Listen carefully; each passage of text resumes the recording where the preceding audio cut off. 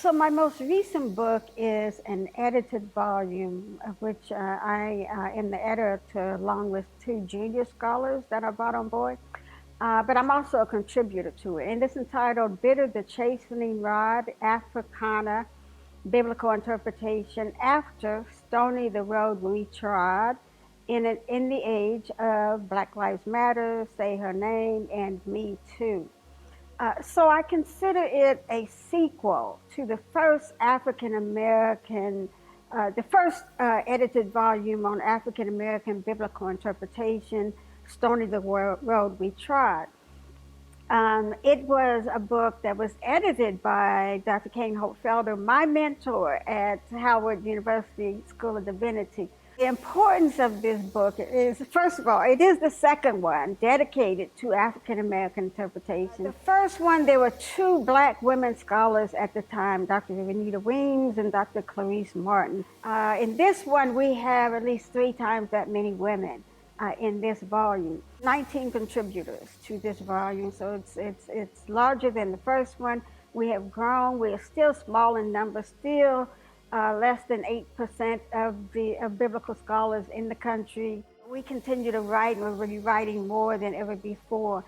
And we continue to center, right, Black women's, Africana, that is Black people in the continent, Black people in the diaspora, our experiences, right? And in this age, at this time in which we write, of course, we do so in the context of the Black Lives Matter movement, in the context of Say Her Name, these movements, and Me Too started by Black people and Black women, right?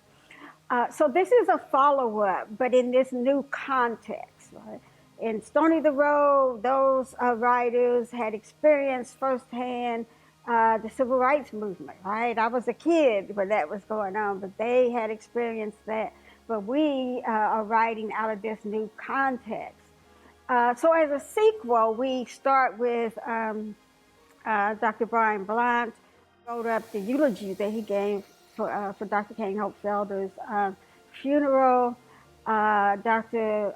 William Myers tells the story of Stony the Road, how those scholars came together, the tensions they weathered, and those who stayed the course amidst the tensions and wrote that first text, which was so important to any African American, and not just African Americans, other white scholars. That was a seminal text for us, to a guide, a roadmap, right? A starting point for us in biblical interpretation. So yeah, we're very proud of this text, and hopefully this will also be a further stepping stone to more volumes like this.